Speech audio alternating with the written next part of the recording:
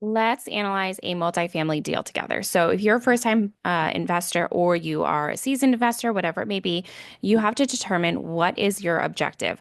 Are you looking for appreciation or are you looking for cash flow? Now, if you're looking for cash flow, then you would be likely looking in an area that's average or below average. If you're looking for appreciation, you would be likely in an area that's a little more desirable, but you are unlikely to get both appreciation and cash flow. So, let's chat about cash flow and breaking down your payments. So I've got a calculator pulled up. So I like to use this one, the rental property calculator on calculator.net. They've also got mortgage calculators and whatnot, and investment calculators, but Bigger Pockets also has a really great investment calculator, and you do need to have a subscription with them to use it, but they really do break down the costs. They give you an idea of all of the costs. They have these question marks right next to everything like vacancy rate, management fees, and all sorts of different fees that they break down. And there's a little question mark next to it that helps you and explains to you how much you can actually expect to put aside for those costs. So Bigger Pockets, especially for newer investors, first-time investors, is a great resource, and I would absolutely be using their investment calculator if you are new to investment. So, in this rental property calculator, I have got the purchase price of 700,000. Let's say you're putting 25% down, interest rate 6%, loan for 30 years. You've got closing costs around 12,000.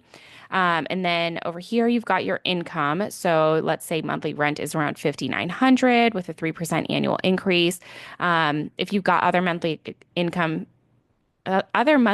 sorry. So sometimes there might be garage spaces that you could rent out as well, or you might be getting income from tenants in some other way. Storage spaces, whatever it might be, use of the basement, use of the attic, whatever it is. You can also add that in. Vacancy rate, this could be anywhere from 5 to 15%. So, whatever you're most comfortable putting in there. Management fees. So, management fees, if you are a first time investor, you would likely be acting as the property manager.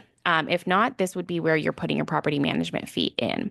And then over here, you've got your expenses. So property taxes, insurance, if there's an HOA, maintenance costs, other fees, trash removal, water, etc.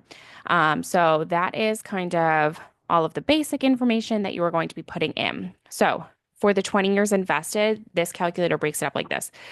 So in the 20 years that you've got invested, there's that information. And this is your first year income and expense investment kind of breakdown. So income is the 5,900 in rent. So you've got the monthly and the annual breakdown. Mortgage payment would be around 3,100, just over it that a month. You've got vacancy, property taxes, total insurance, maintenance costs, other costs.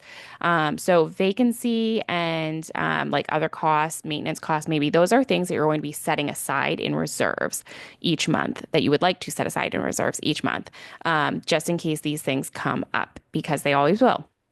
So your monthly cash flow would be right around 1332.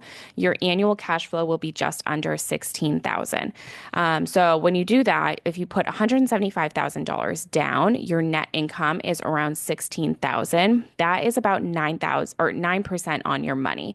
So how to get that, how to get your ROI is you're going to divide, you're going to do 16,000 divided by 175,000. That gets you 9% return on investment. So at 700,000, if you don't change the rents, and you're putting away a percentage for reserves, is that worth your $700,000?